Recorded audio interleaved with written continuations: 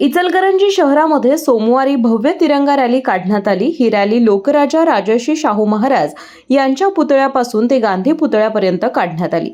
रॅलीची सुरुवात लोकराजा शाहू महाराज यांच्या प्रतिमेला पुष्पहार अर्पण करून झाली।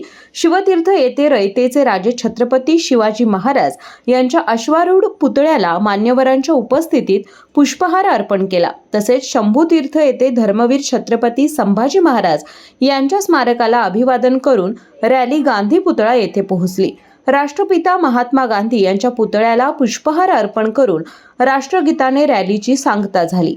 रॅलीमध्ये आमदार डॉक्टर राहुल आवाडे, महापौर उदय धातुंडे, उपमहापौर अनिल डाळ्या, स्थायी समिती सभापती सतीश मुळीक, तसेच आयुक्त पल्लवी पाटील, माजी आमदार सुरेशराव हळवणकर, प्रकाश आवाडे यांच्यासह महापालिकेतील पदाधिकारी, नगरसेवक, अधिकारी, शहरातील शालेय विद्यार्थी, नागरिक मोठ्या संख्येने सहभागी झाले होते।